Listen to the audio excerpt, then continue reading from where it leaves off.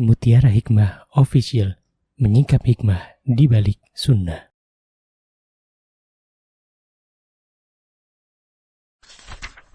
Salurkan donasi terbaik Anda untuk mendukung dakwah Mutiara Hikmah Official.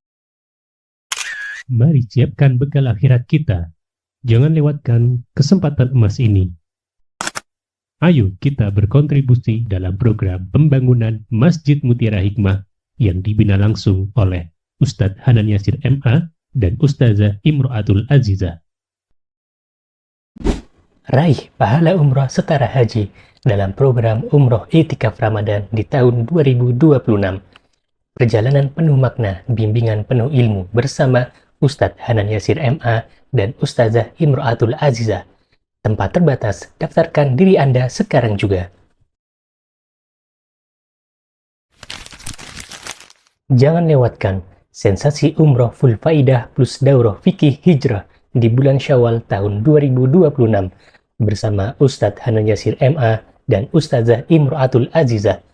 Tempat terbatas, daftarkan diri Anda sekarang juga.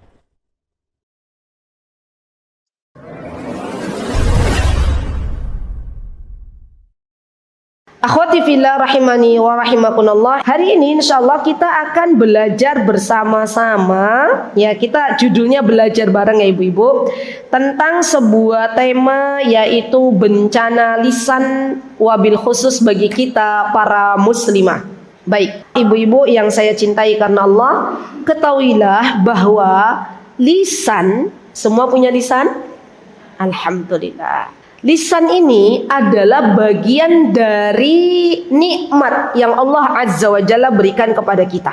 Dan lisan ini, ibu-ibu, teman-teman, adalah anggota tubuh kita yang bisa mengantarkan kita ke dalam surganya Allah dan bisa mengantarkan kita ke nerakanya Allah Subhanahu wa ta'ala. Maka dari itu, ketika kita tahu bahwa lisan ini bagian dari nikmat yang Allah Subhanahu wa ta'ala berikan kepada kita, maka sikap kita bagi seorang muslimah adalah mensyukuri atas segala nikmat yang Allah berikan. Coba kita lihat ya, ada enggak saudari-saudari kita diberikan lisan oleh Allah tapi belum diberikan kesempatan untuk berbicara? Ada? Ada. Saudari-saudari kita yang tunawicara, Allah berikan lisan tapi Allah belum berikan kesempatan untuk berbicara.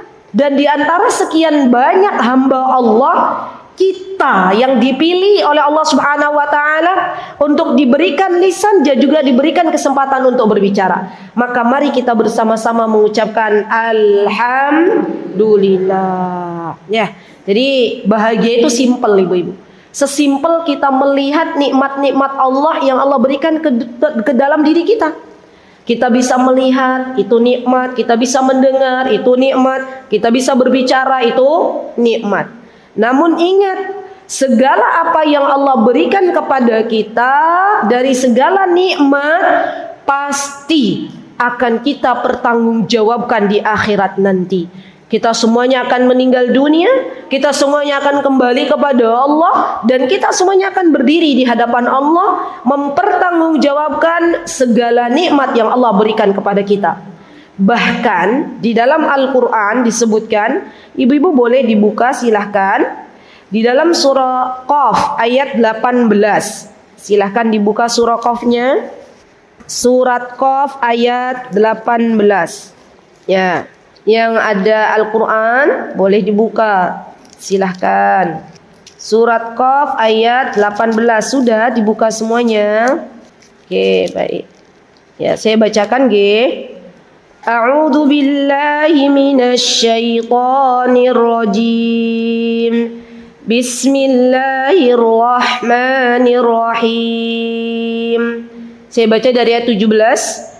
إذ يتلقى المتلقيان عن اليمين وعن الشمال قعيد ما يلفظ من قول إلا لديه رقيب عتيد وجاءت سكرة الموت بالحق ذلك ما كنت منه تحيد.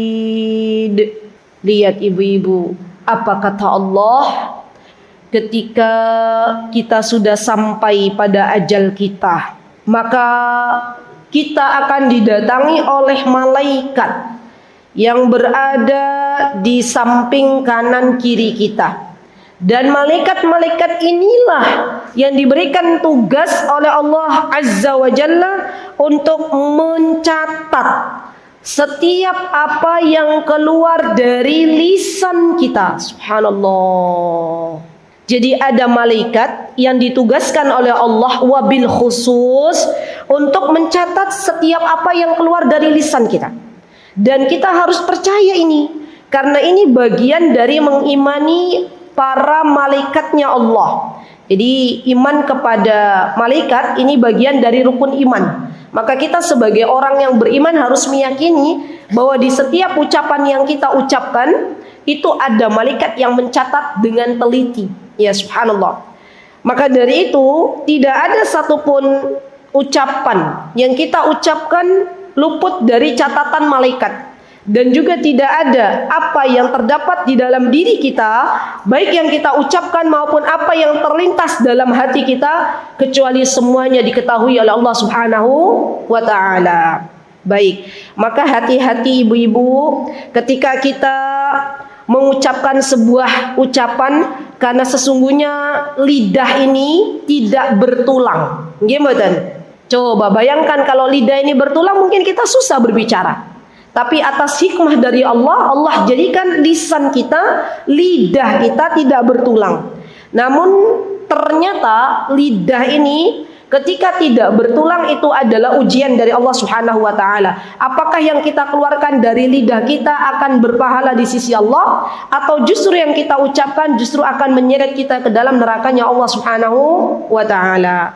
Baik. Kemudian Rasulullah Sallallahu Alaihi Wasallam beliau menyebutkan dalam banyak hadis yang berkaitan dengan lisan. Subhanallah. Bukan 1-2 hadis tapi banyak ibu-ibu.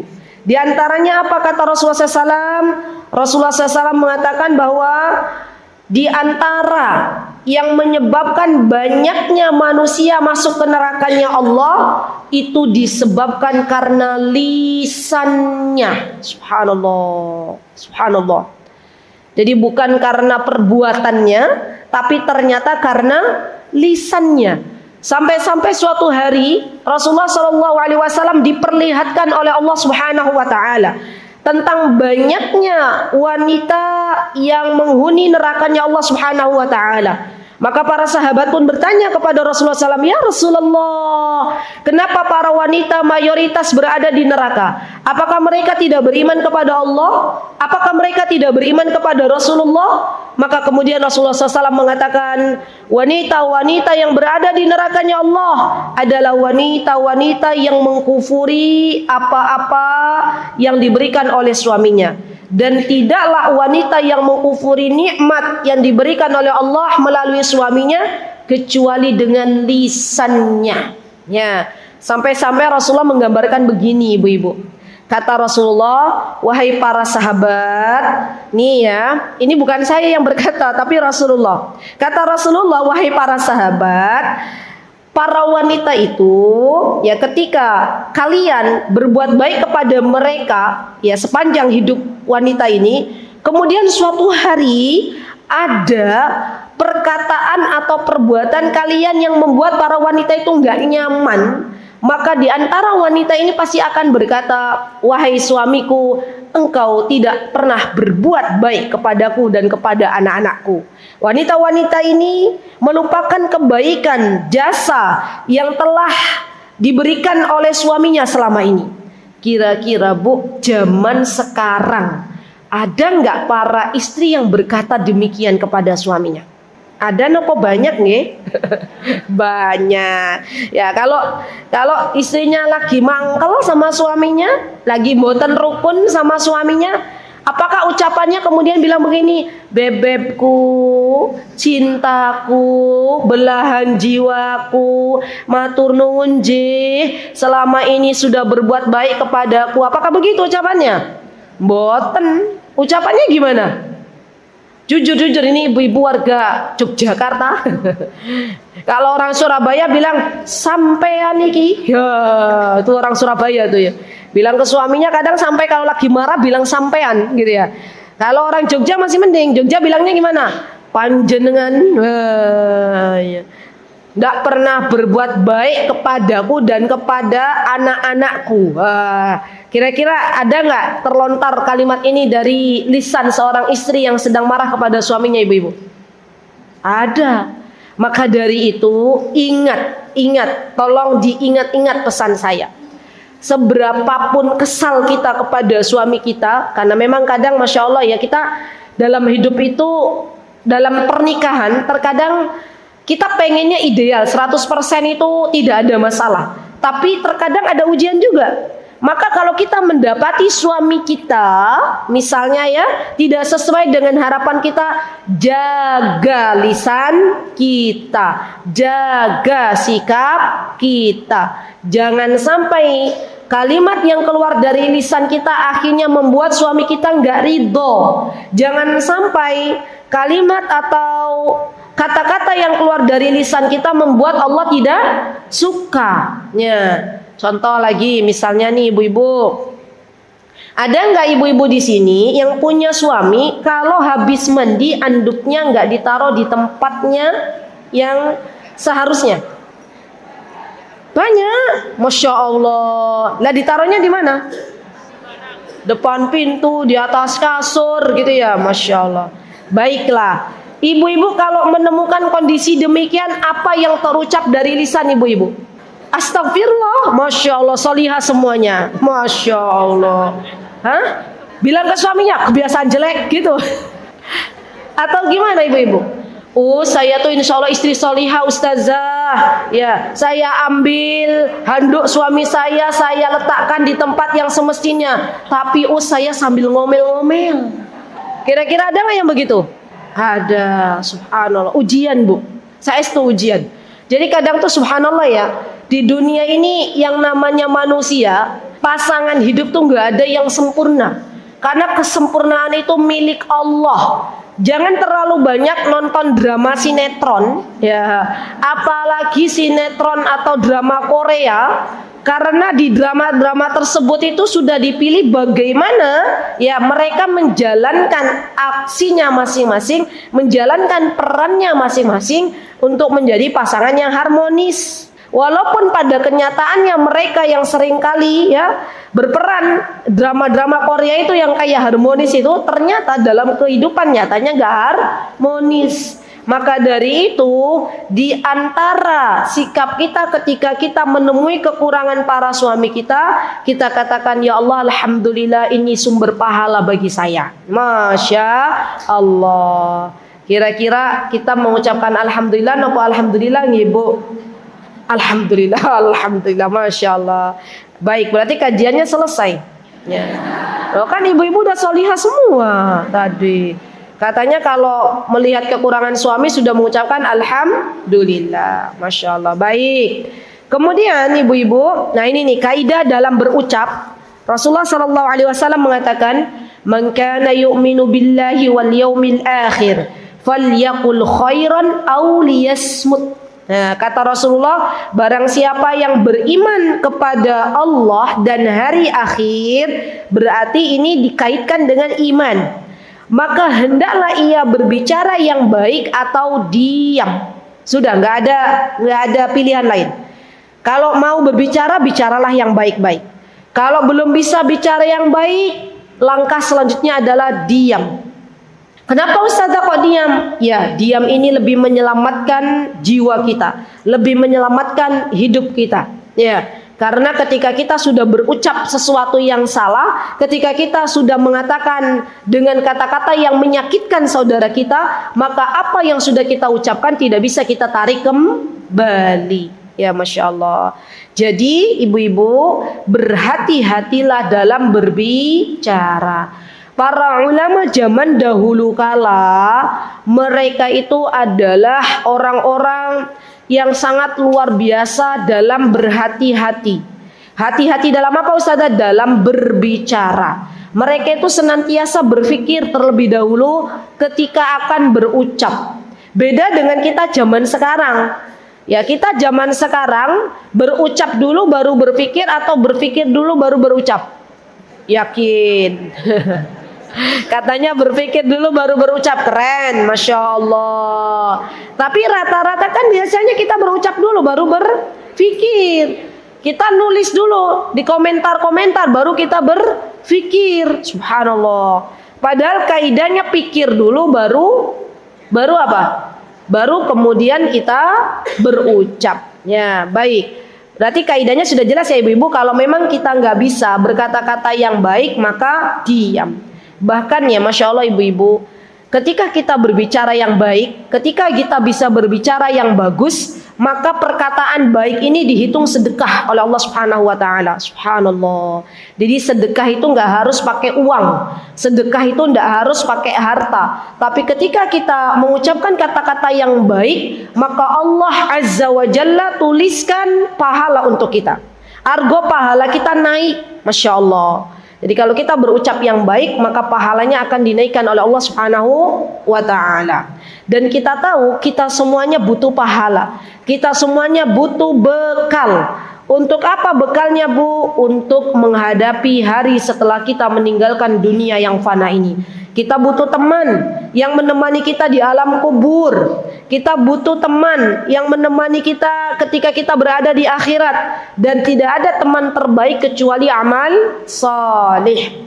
Maka sungguh ketika kita bisa berkata-kata yang baik, ini merupakan sedekah yang kita lakukan untuk Allah Subhanahu wa Ta'ala. Dan ketika kita berkata-kata baik ibu-ibu, maka kata Imam Ibnul Qayyim rahimahullahu ta'ala, beliau menyebutkan bahwa ketika seseorang itu kata-katanya bagus, tidak kasar, tidak mengucapkan sesuatu yang menyakiti hati temannya, hati saudaranya, maka kata Imam Ibnul Qayyim, itu adalah cerminan dari hati yang sehat. Ya. Kenapa? Karena setiap diri kita tidak bisa melihat hati saudara kita. Setiap diri kita belum bisa, bahkan tidak bisa melihat apa yang ada di pikiran saudari kita. Tapi setiap diri kita bisa melihat apa yang dikeluarkan dari lisan saudari-saudari kita. Jadi kata Imam Ibnul Qayyim, kalau kita pengen lihat orang itu baik hatinya, maka pasti yang dikeluarkan dari lisannya itu sesuatu yang baik. Kalau ada orang hatinya tidak baik, maka pasti yang keluar dari lisannya adalah sesuatu yang tidak baik. Sudah, itu rumusnya. Bahkan kalau ada orang yang berkata kasar, ya seringnya itu waliyadzubillah, kalau berkata-kata bukan doa yang terbaik untuk saudarinya, tapi celaan, nyinyiran, ya, maka ketahuilah bahwa sesungguhnya itu berasal dari hatinya. Karena kata Imam Ibnul Qayyim, hati ya yang mengeluarkan kata-kata yang baik dari lisannya itu ibarat air yang keluar dari teko. Ya, tidak mungkin air yang berisi atau teko yang berisi air putih mengeluarkan teh, kecuali memang tekonya berisi teh. Maka dari itu, diantara tanda baiknya seseorang dalam berbicara disebabkan karena faktor hati. Masya Allah. Dan kita memiliki PR ibu-ibu, bahwa sesungguhnya hati kita juga perlu kita berikan makanan. Semakin hati mendapatkan nutrisi yang baik, maka Allah Subhanahu wa Ta'ala akan sehatkan hati-hati kita. Semoga Allah Subhanahu wa Ta'ala menjernihkan hati kita. Semoga Allah Subhanahu wa Ta'ala menjadikan kita semuanya orang-orang yang memiliki hati yang bening. Dan semoga Allah Subhanahu wa Ta'ala menjaga lisan-lisan kita untuk berkata yang baik atau diam. Ibu-ibu, teman-teman yang saya cintai karena Allah, saya mau bertanya kepada ibu-ibu. Kalau ibu-ibu punya teman nih, ada 2 orang, Besti A dan Besti B. Besti A ini ibu-ibu, Masya Allah, Allahumma barik, orangnya tuh nyenengin gitu loh. Kalau berucap itu ucapannya bagus semua, Masya Allah. Besti B, sekalinya berucap itu nyelekit. Tahu nyelekit enggak Bu? Ya, Kita pakai baju warna apa dikomentari gitu ya. Oh tumben kamu datang ke pengajian, biasanya nggak ada datang kamu ke pengajian. Maka dari itu saya sarankan ibu-ibu, kata tumben itu harus kita jauhkan. Ya, kenapa? Karena kata tumben itu terkadang menyakiti hati seseorang. Orang pengen ngaji, udah lama nggak ngaji, tiba-tiba ketemu besti yang model begini. Tumben jeng, nongol di kajian, besoknya udah nggak datang ke kajian. Ya, betul. Coba kalau bestinya bilang begini, ya ada orang lama nggak datang ke pengajian, nggak datang ke majlis talim, datang, ya. Terus bestinya bilang gini, alhamdulillah, panjenengan akhirnya hadir kembali, ya Allah saya seneng banget. Dari kemarin tak pikir ya Allah panjenengan ki kemana, wah gitu ya. Yuk masuk bareng-bareng gitu. Kira-kira yang datang pengajian seneng apa mboten? Seneng. Maka jaga lisan kita, jangan sampai lisan kita itu akhirnya menyakiti ya orang-orang yang ada di sekitar kita. Kita lihat ada orang belum menikah, misalnya yang udah lama belum menikah, perempuan ya sudah usianya 30 tahunan belum menikah. Tiba-tiba kita ketemu mau basa-basi, kita bilang, belum menikah toh, gitu ya. Padahal usia udah di atas kepala 3. Hati-hati loh, nanti jadi perawan tua. Atau kita misalnya gini, kapan ada janur kuning di rumahmu, misalnya gitu ya. Kapan mau nikah? Wallahi itu menyakiti hati saudari kita. Daripada kita berkata demikian, lebih baik kita mendoakan. Dan ini real ibu-ibu, nyata. Ya, saya ketika bergaul dengan teman-teman, adik-adik ya, yang Gen Z terutama, yang masih muda-muda, itu katanya mereka itu ya sakit hati. Ketika ketemu sama ibu-ibu ya, kalau ketemu mesti pertanyaannya kapan nikahnya, gitu ya. Kapan janur kuning ada? Nah, itu udah nggak mau lagi bergaul sama kita. Ya. Tapi kalau kita berucap atau kita menanyakan kabar mereka, kita mendoakan, Masya Allah, kalian itu semangat sekali. Semoga Allah berikan jodoh yang baik ya.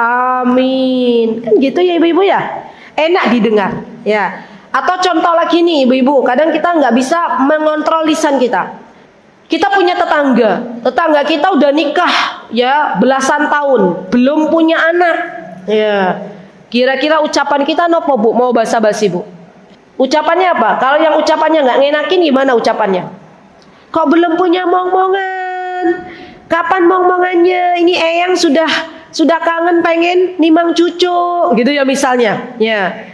Belum lagi nanti bilang, jangan-jangan suamimu mandul. Ya kadang begitu, subhanallah. Maka wallahi daripada kita berkata-kata seperti itu, lebih baik kita mendoakan. Tidak ada bu di dunia ini sepasang suami istri yang gak mau punya anak. Ya, gak ada bu gadis di dunia ini yang gak mau menikah. Insya Allah jika fitrahnya masih lurus, masih bagus, semuanya juga pengen menikah, semuanya juga pengen punya anak. Maka daripada kita berucap yang tidak baik, lebih baik diam. Gitu ya, sepakat ibu-ibu? Sepakat. Kayaknya ibu-ibu nanti pulang ke rumah itu pada diem aja ya. Suaminya bilang, Bu, enjeh mas ya. Wonten dawuh gitu ya. Terus kata suaminya, ya Allah ini istriku kesambet di mana gitu. Ya Allah ini istriku jadi solihah banget gitu ya. Karena mengamalkan hadis ini ya, kalau nggak bisa berucap yang baik maka diam ya. Ustazah nanti orang satu rumah jadi bingung. Wabil khusus anak-anak saya gitu ya. Yang biasanya dengar saya ngomel pagi-pagi koyo ibu saya jadi diem gitu ya. Kira-kira ibu saya sehat nopo enggak gitu ya. Masya Allah, tidak apa-apa. Memang Masya Allah ibu-ibu menjaga lisan ini perlu latihan. Maka diantara yang bisa kita lakukan adalah mari kita jaga lisan kita, hanya berkata-kata yang baik atau diam.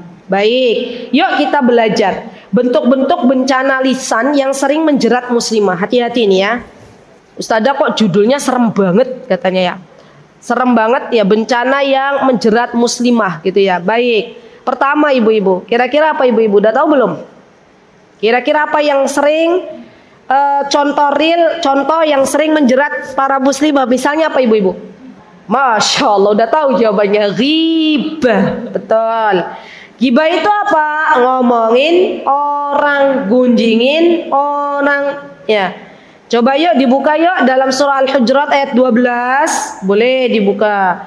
Surah Al-Hujurat ayat 12. Yuk kita belajar yuk. Kalau kita mengaku kita cinta kepada Allah, maka di antara yang bisa kita lakukan adalah kita mentadabburi setiap firman-Nya Allah Subhanahu wa taala. Dibuka silakan surah Al-Hujurat ayat 12. Ya. Sudah dibuka? Baik. Apa kata Allah Subhanahu wa taala dalam surah Al-Hujurat ayat 12 ini? Allah Subhanahu wa taala berfirman, wala yaghtab ba'dukum ba'dha ayuhibbu ahadukum an ya'kula lahma akhihi maita ayuhibbu ahadukum an ya'kula lahma akhihi maitan fakarihtumuh. Lihat, kata Allah Subhanahu wa taala, janganlah kalian saling menggunjing. Apakah kalian suka memakan daging saudara kalian yang sudah mati? Dan itu pastinya menjijikan. Saya yakin 100% ibu-ibu nggak ada orang yang mau makan daging bangkai manusia. Kalau ada yang mau makan berarti nuwun sewu itu nggak lagi waras. Ya. Jadi kalau ada orang mau makan bangkai, baik itu bangkai binatang maupun bangkai manusia, percayalah ya orang tersebut sedang tidak waras. Karena orang waras itu pasti bakal jijik. Ya, ada rasa jijik ketika harus memakan bangkai. Tapi ternyata kita nggak sadar ketika kita ngomongin orang, gunjingin orang, ternyata di situ kita sedang memakan bangkai saudara kita. Maka dari itu teman-teman, ibu-ibu yang saya cintai karena Allah, yang bisa kita lakukan, pertama, ini ya, dalam real kehidupan nyata, carilah teman-teman yang baik. Ya, carilah teman-teman yang hobinya nggak suka ngomongin orang. Jadi kalau lagi kumpul-kumpul, pastikan ibu-ibu kumpul dengan orang-orang yang baik lisannya. Karena teman itu ya sifat karakternya akan menular pada diri kita. Contoh, ibu-ibu lagi kumpul-kumpul ngomongin apa ibu-ibu? Kalau lagi kumpul ibu-ibu tuh lagi biasanya membicarakan apa tuh? Apa Mbak Deni? Bicarain gamis. Ih, gamisnya kok bagus. Ya. Merek apa ya? Pertama gitu, oke, gamis. Kedua apa? Apakah hanya sebatas gamis terus bubar? Udah? Apa yang biasanya jadi pembicaraan? Apa? Tahsin? Oh, Masya Allah, tentang tahsin, tentang ilmu. Masya Allah, barakallahu fiik. Apakah hanya tentang ilmu saja? Ternyata tidak. Tanya, anakmu udah mau lulus ya? Lanjutin di mana? Di universitas ini. Ya. Dari anak-anaknya dibicarakan, dari cucunya. Kalau simba-simba udah kumpul, ya cucunya jadi bahan gunjingan. Belum nanti pasangan hidupnya. Ya, suamiku itu begini. Oh, kalau suamimu kepiye? Oh, suamiku ya gini. Ya Allah. Kira-kira ada nggak bu para istri yang menjadikan suaminya bahan gunjingan? Ada. Bahkan hati-hati kalau kita berteman dengan orang yang sekalinya kita ketemu sama orang tersebut ternyata hobinya dia ngunjingin teman kita. Ya, ketahuilah bahwa dia adalah wanita yang tidak baik. Kenapa? Karena kalau kita tidak bersamanya, yang menjadi bahan gunjingan adalah diri kita pasti. Ya, jadi hati-hati. Ustazah, memang boleh ya kita jaga jarak dari teman-teman yang tidak baik? Boleh.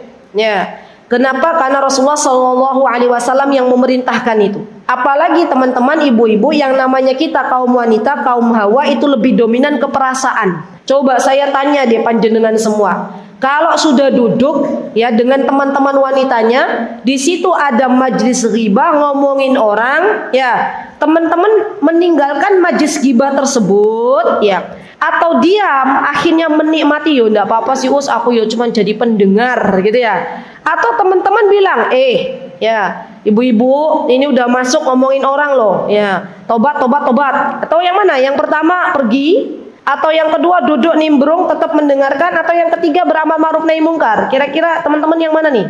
Ibu-ibu. Yang mana? Yang mana? Coba yang sebelah kanan saya. Yang pertama 2 atau 3 sikapnya? Hah? Benar pergi. Masya Allah. Yang sebelah kiri saya ibu-ibu. Yang mana? Hah? Yang ketiga? Masya Allah beramal ma'ruf nahi mungkar. Hah? Kalau sudah akrab sekali, Masya Allah. Kalau belum akrab, akhirnya apa? Pergi. Masya Allah, keren ibu-ibu. Tapi ada nggak yang kita akhirnya nggak enak? Waduh, pergi nanti gimana? Ada nggak yang duduk akhirnya mendengarkan? Banyak. Subhanallah. Ini terkena jebakannya syaitan. Ya. Iya, karena banyak diantara kita yang begitu. Akhirnya kita nggak enak, padahal kita tahu hati kita itu Masya Allah bilang, itu tuh nggak baik. Ngapain toh kamu tuh berada di majlis ghibah gitu ya. Padahal itu sebenarnya kamu sedang makan bangkai saudaramu. Daripada kita tetap berdiam diri di situ, lebih baik kita pergi. Ngapunten gijeng, kula pamit rumin. Loh ngapain cepet-cepet gitu ya. Itu ada jadwal. Jadwalnya napa masak. Jadwalnya nopo bersih-bersih rumah. Nah, itu lebih baik. Ya, baik. Kemudian contoh real nyata ya ibu-ibu dalam kehidupan nyata misalnya nih. Hari ini kita hidup itu di 2 dunia, dunia maya dan dunia nyata. Kalau tadi saya memisalkan dunia nyata, yang sekarang saya misalkan dunia maya. Contoh. Kita punya grup WA. Ya, ibu-ibu punya grup WA tuh 1 atau 2 atau lebih dari 3. Banyak. Masya Allah. Grup WA teman-teman TK, grup WA teman-teman SD, teman-teman SMP, SMA, kuliah. Belum lagi grupnya anak-anak sesama wali murid ya. Belum lagi grup RT gitu kan ya. Masya Allah. Nih ibu-ibu, usia kita itu sudah semakin bertambah ya. Maka sudah saatnya kita itu pilih lagi mau masuk grup yang mana.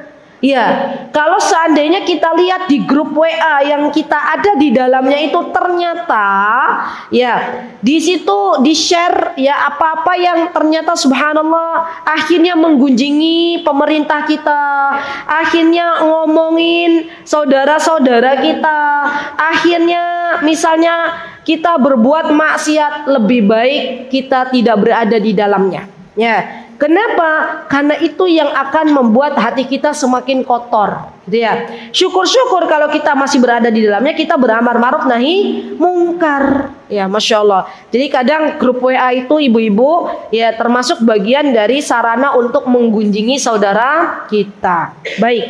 Kemudian contoh lagi misalnya di dalam kehidupan kita ya, ghibah yang sering terjadi itu kita punya tetangga. Qadarullah kita diuji oleh Allah Subhanahu wa taala dengan tetangga yang tidak baik. Ya, contoh nih. Padahal kan kita kalau diuji dari Allah Subhanahu wa taala dengan tetangga yang tidak baik berarti kita harus bersabar. Ya, dan sabarnya kita ibadah. Maka kadang ketika kita diberikan ujian tetangga yang tidak baik, kita akan bicara kepada teman kita. Ya, dan ini bagian dari ghibah. Kita pengennya curhat tapi ternyata tidak bisa teman kita memberikan solusi. Jadi yang namanya ghibah di dalam agama kita teman-teman, ibu-ibu itu ada yang diperbolehkan. Contohnya apa Ustazah? Ghibah yang diperbolehkan. Contoh, ada seseorang mau curhat atau mau membicarakan tentang masalah yang ada pada dirinya kepada hakim atau dulu kepada qadhi ya. Misalnya ada seorang istri mengadukan perbuatan suaminya, wahai hakim ya, atau dulu para sahabiah berkata kepada Rasulullah, ya Rasulullah, aku punya suami yang pelit, gak pernah ngasih uang. Maka kata Rasulullah SAW, ambillah uang sekedar jatah untuk kamu bisa makan ya, gitu kan ya. Ada lagi seorang istri berkata kepada Rasulullah, ya Rasulullah, suamiku itu menganggap diriku seperti ibunya. Maka turunlah ayat surah Al-Mujadilah, gitu kan ya, Masya Allah. Dan masih banyak lagi para sahabiah mengadukan kepada Rasulullah SAW tentang tipe-tipe suami mereka. Maka kata para ulama, ketika kita membicarakan sebuah persoalan, sebuah masalah di mana yang kita harapkan adalah solusi dari masalah tersebut, maka ini bukan bagian dari ghibah. Tetapi syaratnya kita curhat kepada orang yang kita tahu dia bisa memberikan solusi. Ya, jadi jangan sampai kita berbicara kepada A, B, C, tapi ternyata bukannya masalahnya semakin kecil, tapi justru masalahnya semakin besar. Baik, yang kedua, ibu-ibu, ya, yang biasa terjadi pada diri kaum wanita adalah namimah. Apa itu namimah? Adu domba. Rasulullah SAW bersabda, la yadkhulul jannata namamun. Lihat, tidak akan bisa masuk surga orang yang hobinya itu mengadu domba. Hati-hati teman-teman. Kadang kita pengen cari muka di hadapan teman kita, di hadapan bestie kita, akhirnya kita memfitnah saudara kita. Akhirnya kita berkata kepada teman kita, kemarin si A itu bilang ke saya kalau kamu begini, misalnya. Kira-kira terjadi nggak pada kita kaum muslimah? Kadang, gitu ya. Kenapa kok kita membicarakan si A di hadapan si B? Apa yang dibicarakan si B tentang si A? Karena kita pengen kita dekat dengan si B. Akhirnya kita buka apa yang dibicarakan si A tentang si B di hadapan si B. Nah, termasuk ya teman-teman, termasuk hati-hati. Ini bagian dari adu domba ketika ada seorang wanita yang dia justru ngompor-ngomporin ya suami atau istri atau ngompor-ngomporin sama muslimah ya dengan menjelek-jelekan suaminya di hadapannya. Ini juga termasuk adu domba, hati-hati. Ya. Kenapa? Karena ini bukan masalahnya jadi semakin kecil, malah justru semakin besar. Dan kadang adu domba itu nggak terasa, nggak disadari oleh kita semuanya. Ya, maka hati-hati karena orang yang terbiasa adu domba maka akan mendapatkan siksa kubur. Jadi Rasulullah SAW ketika beliau berjalan ya melewati kuburan, Rasulullah memberitahu kepada para sahabatnya ini ada dua orang yang disiksa di dalam kubur. Di antaranya adalah orang yang suka mengadu domba. Maka hati-hati ya ibu-ibu ya. Semoga kita bukan termasuk bagian dari orang-orang yang suka mengadu domba. Baik. Kemudian yang ketiga adalah ucapan yang kasar yang dikeluarkan oleh para muslimah. Masya Allah. Termasuk di dalamnya adalah ucapan dalam bentuk nyinyiran, celaan, laknatan. Nah itu juga nggak boleh. Ya, semarah kita kepada kondisi maka jaga lisan kita. Wabil khusus ibu-ibu, jangan sampai keluar dari lisan kita itu kata-kata yang justru mendoakan hal-hal yang tidak baik untuk anak-anak kita, gitu ya. Kenapa? Karena dampaknya luar biasa. Doa kita itu mustajab. Wabil khusus ketika kita mendoakan anak-anak kita. Jadi gimana Us kalau saya kesel sama anak saya Us? Ya kalau kita kesel sama anak, lebih baik kita menjauh. Ya, menjauh dan kita berkata kepada anak kita, maaf ya nak ya, ibu mau menjauh dulu, gitu ya. Karena ibu nggak mau berkata sesuatu yang akhirnya itu menjadi doa untukmu yang tidak baik. Ya, jangan sampai apa yang dilakukan oleh anak kita, apa yang terjadi pada anak kita itu ternyata dari doa-doa buruk yang keluar dari lisan kita. Ada kisah nyata ibu-ibu dan ini kisah yang sangat menurut saya bisa kita ambil ibrah. Jadi ibu ini dulu waktu anaknya masih kecil, ya pernah mendoakan anaknya kejatuhan bangunan, ya kejatuhan runtuhan bangunan. Yang terjadi Allah takdirkan anak ini menjadi seorang insinyur, ya menjadi seorang muhandis kalau kata orang Arab, ya. Ketika beliau sedang bekerja sudah besar, ya maka kemudian akhirnya beliau ada kejadian di mana runtuhan bangunan itu menimpa beliau dan beliau meninggal dunia. Ibunya baru bilang, ya Allah, itu kan doaku dulu ketika dia di waktu kecil. Ya. Jadi kalau kita punya anak laki-laki, ibu-ibu jaga tahan lisan-lisan kita. Daripada kita mengucapkan sesuatu yang membuat akhirnya kita menyesal di kemudian hari, lebih baik kita mendoakan. Mari kita lihat bagaimana kisah ibunya Imam Sudais.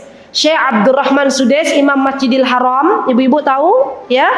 Yang biasanya kalau Ramadan beliau mengimami salat di Masjidil Haram. Beliau itu punya sosok ibu yang sangat luar biasa. Tidaklah yang keluar dari lisan Ibunda Syekh Sudais kecuali kata-kata yang baik. Ketika itu Syekh Sudais beliau menaburkan pasir ya untuk hidangan yang sudah disiapkan oleh ibunda tercintanya bagi tamu-tamu yang akan datang. Maka ketika Syekh Sudais membawa pasir dan menaburkannya ke hidangan, ibunya Syekh Sudais langsung mendoakan, "Ya Allah, nak gitulah bahasa kita orang Jawa ya. Ya Allah, nak, semoga Allah jadikan engkau imam di Masjidil Haram." Masya Allah. Ternyata doanya beliau diijabah oleh Allah Subhanahu wa taala dan akhirnya Allah jadikan Syekh Sudais imam di Masjidil Haram. Jadi, yuk ibu-ibu, ketika kita menjadi sosok seorang ibu, tahan lisan kita untuk tidak melaknat kepada anak kita, untuk tidak berkata-kata yang buruk kepada anak kita, untuk tidak berkata-kata yang kasar kepada anak kita, karena sesungguhnya kesuksesan dalam mendidik anak itu diawali dengan kelemah lembutan dari seorang ibu. Masya Allah. Jadi lisannya tuh bagus terus. Ya, sekesal apapun kita doakan kebaikan. Ya bisa jadi itu adalah ya waktu di mana Allah ijabah doa kita. Ya baik. Kemudian di antara yang terjadi pada diri kita pada zaman sekarang, ibu-ibu, teman-teman, adalah menyebarkan berita-berita yang belum terbukti nyata. Baik di sosial media ataupun dari lisan-lisan kita. Nah, ini hati-hati nih. Menyebarkan berita tanpa tabayun. Kita ini ada sarana ya sosial media. Kalau kita dapat berita, maka sikap kita nggak langsung kita share, tapi kita pastikan dulu nih berita ini benar atau tidak. Kalau kita mendengar sesuatu dari orang lain, jangan kemudian lisan kita buru-buru memberitahukan teman kita, karena bisa jadi berita itu tidak benar. Maka Allah Subhanahu wa taala menyebutkan, apa kata Allah? Allah berfirman, "Ya ayyuhalladzina amanu in ja'akum fasikum binaba'in fatabayyanu." Kata Allah Subhanahu wa taala, kalau kita datang berita dari orang-orang yang kita nggak tahu dia itu benar apa enggak dalam menyampaikan berita, dari orang-orang yang fasik, maka hendaklah kita bertabayyun. Jadi PR kita ibu-ibu, kalau dapat broadcastan jangan langsung lekas di-share. Tahan dulu sampai kita tahu bahwa itu adalah sesuatu yang benar, baru kita share. Gitu ya. Baik. Nah, apa dampak terakhir ya ibu-ibu? Apa dampak dari seseorang yang tidak bisa menjaga lisannya? Dampaknya apa itu? Dalam kehidupan sehari-hari kita. Yang pertama, ketika seseorang tidak bisa menjaga lisannya, maka itu adalah sarana untuk mendapatkan murkanya Allah Subhanahu wa taala. Jadi kalau kita tidak bisa menjaga lisan kita, maka akan mengundang murkanya Allah. Allah nggak suka gitu ya. Allah lebih mencintai muslimah yang bisa menjaga lisan-lisannya. Ya, Allah suka. Ya. Allah lebih suka kepada muslimah yang menggunakan lisannya untuk berzikir kepada Allah. Allah lebih suka muslimah yang menggunakan lisannya untuk banyak bersolawat, wabil khusus di hari Jumat. Allah sangat suka kepada muslimah yang menjaga lisannya, ya, tidaklah berkata-kata kecuali yang baik. Tetapi Allah tidak suka manakala Allah melihat seorang muslimah yang dia tidak bisa mengontrol apa yang keluar dari lisannya. Allah tidak suka melihat muslimah yang senantiasa mengeluarkan kalimat-kalimat yang buruk dari lisannya. Dan ketika kita menginginkan Allah ridho kepada kita, maka kita harus bisa menjaga lisan kita. Baik, yang kedua adalah merusak hati.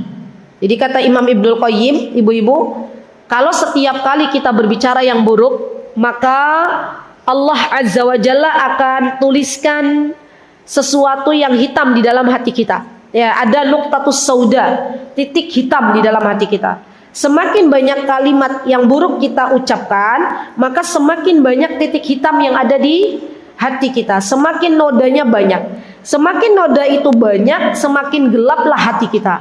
Kalau sudah gelap hati kita, maka nasihat, kebenaran itu nggak bisa masuk lagi. Subhanallah. Maka jangan heran ya ibu-ibu, kalau kita lihat ada orang-orang yang Masya Allah, kalau kita lihat ya, yang bicaranya nggak bisa mengontrol perkataannya. Hobinya nyinyirin orang, hobinya ngerumpiin orang, hobinya mitnah orang. Terus kita nasihatin, Jeng, inget jeng, lisan itu nanti sesuatu yang engkau akan pertanggungjawabkan di hadapan Allah. Boyo jenengan kio diem daripada jenengan mitnah orang sana sini lebih baik datang ke majlis ilmu.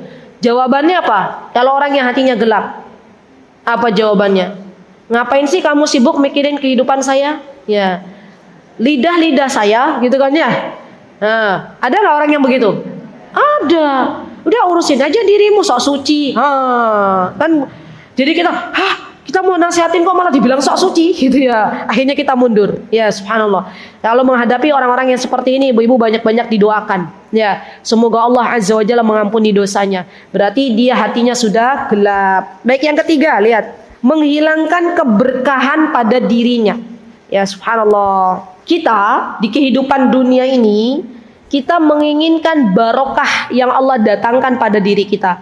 Apa sih Ustazah barokah itu? Barokah itu bertambahnya kebaikan demi kebaikan. Orang yang menjaga lisannya, ibu-ibu, Allah akan berikan kebarokahan untuk dirinya dan untuk anak cucunya. Subhanallah. Orang yang bisa menjaga lisannya, Allah akan berikan kebarokahan dalam rumahnya. Allah jadikan rumah tangganya sakinah, mawaddah, warahmah. Subhanallah. Dan ini adalah sesuatu yang kita harapkan. Bukankah kita mengharapkan rumah tangga yang sakinah? Bukankah kita mengharapkan anak-anak yang salih dan salihah? Kalau itu yang kita harapkan, marilah kita rubah dari dalam diri kita. Jaga lisan-lisan kita agar Allah ridha dan Allah datangkan kebarokahan untuk kehidupan kita. Ya, baik. Kemudian dampak yang selanjutnya, teman-teman, adalah bisa merusak amal kita. Ya. Jadi hati-hati nih. Lisan ini, teman-teman, ketika kita mengucapkan sesuatu yang menyebabkan Allah Subhanahu wa taala murka. Contoh misalnya, kita selama ini menyembah Allah.